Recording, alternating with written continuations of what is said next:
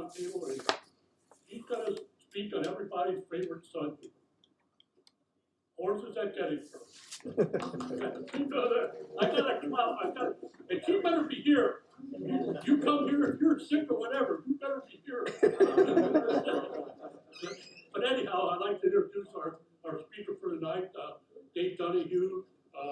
He's a licensed battlefield guide from Gettysburg since 2009. He's a graduate of Indiana University of Pennsylvania, and then he also holds a master's degree in history from the University of Colorado. He is a career Army officer, 20 years. He was an Army officer, and then upon retirement, he lived in Colorado, where for 12 years, all he did was he went skiing. But then he needed to get a real job, and that brought him here to Pennsylvania, where he wanted to take his test to be a battlefield guide. And in 2011, he married another licensed battlefield guide, Amy Custer Donahue. Now, Custer is, we found out it's no relation to Custer, okay? And he always relates with her about questions about horses and Civil War cavalry. So without a moment's delay, I'd like for us to give Dave a nice warm welcome.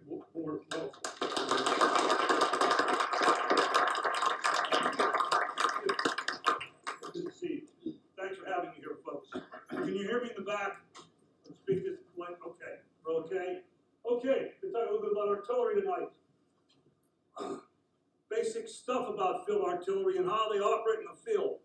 Especially because we've probably all here gone to Gettysburg and stood beside a cannon and said, yeah, these can hit target here. And we think of them as guys like infantrymen with a big gun beside it. It's a whole big different deal that these men went through these artillery battles on both sides. We're going to cover a lot of ground probably, so I left my email address up there for you. If at any time you're done with this, you think as you go home, I was confused about what he was talking about, I want to talk about it some more, drop me an email and I'll answer it for you. I do not carry a modern phone that has all the email addresses in the world in it. I have a Captain Kirk flip phone. My wife hates me for it, but that's what I have. So if you email me, I go to my computer once a day and answer my email. And then I go and read Civil War books and walk on the battlefield.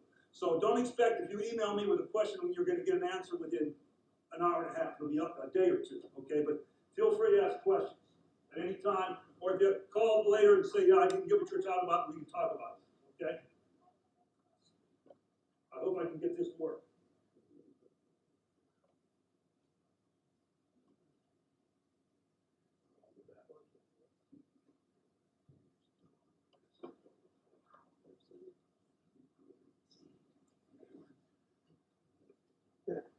Am I doing something wrong there with that?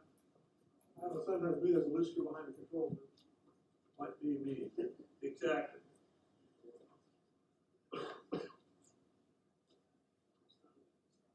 Point it up there.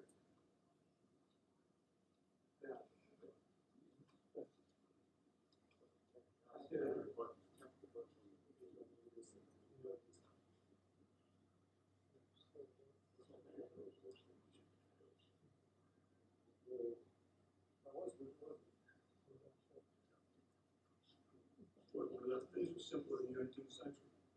There we go. Got it. Sit this one? Yeah. Okay. Here's the guys we're talking about. Okay, the crew. That's a standard Parrott rifle we're talking about there. The time frame we're going to be looking at, because remember, artillery between 1861 and 1863 in both armies did a lot of reorganization and fielding new guns and changing how they did things. And since I'm most familiar with Gettysburg, we're really talking about, when we look at this, what cannoneers and batteries are doing in the summer of 1863. What they've learned for the last 2 years and how they operate now, okay? First thing, remember, any guys, there's a lot of guys, a few guys out there almost as old as me. Has anybody been in the artillery before this in the Army? Okay, it's familiar with cannons. If you have been in any, or if you watch World War II movies, and you see the guys 20 miles off the battlefield firing at a target, and the guy calling on the radio saying, hit that target there, forget all that. Civil War artillery is direct fire, that's what he said. Direct fire artillery means the crew has to see the target. Modern artillery, okay, they're off the battlefield and somebody was radioing them in. The Civil War, an artillery piece like that is closer to a modern tank in that they're out there fighting beside the infantry and they aim at a target and fire, okay? So that's the guys we're talking about there. And if I can figure that out, I'm going to get that out again. There it is.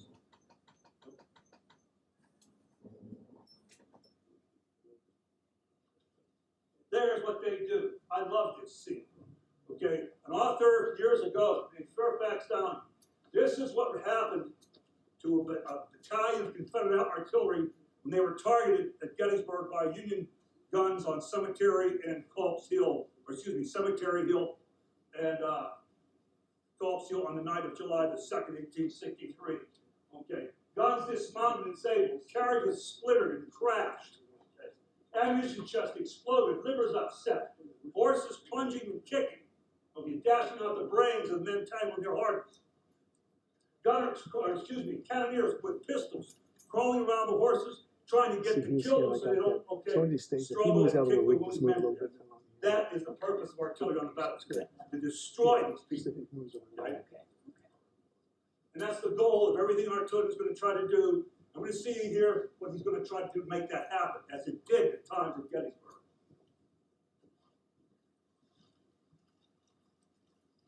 There we go. Okay. Yeah, do the next one. Okay. Artillery's mission. Okay. We get all involved when you're down at Gettysburg with a guide. And he's going to tell you, okay, if you go on the battlefield, because he's going to give a 2-hour tour, he's giving you a quick overview. A cannon with its crew can hit a target a mile, depending on the cannon, or 2 miles. And you're going to say, oh, all impressed, they can hit that one cannon over there. Okay, great. You can fire and see anything. If you're on the round top, you can fire and hit about anything on that battlefield in front of you. In fact, that's not artillery what it's supposed to be doing. We're not talking about one cannon firing at another target. That seldom happens. First of all, the purpose of artillery, if you look there, and this is from the artillery manuals of 1856, and then it was revised after Gettysburg. Artillery's purpose is to prepare the way for the success of the other arms. They're not going to operate on their own. They're trying to open the way for infantry or cavalry to move forward, or defend the infantry and cavalry with long-range fire. And what I like is when you look here, okay, the effective field artillery is not, or is in proportion to the concentration of fire, okay? It is therefore its object not to strike down a few isolated men. That's what an infantry regiment does. Artillery is not to dismount a gun, one gun, okay? It's to break up their fire of the enemy, okay? Destroy their regiment's formations, okay? Break up his squares or columns, we're talking about the enemy infantry, and support anything that might be directed at the enemy, okay? So the idea of all this is to bring hellfire and brimstone on another enemy regiment, or another artillery battery, or a cavalry regiment. Not one target, but destroy the unit. You can't destroy the unit. You get them to stop doing what they want to do. Okay? For example, you open an artillery manual or a medical manual from the Civil War, it will tell you that 90% of men who were hit by fire and wounded or killed on a Civil War battlefield, it came from a rifle.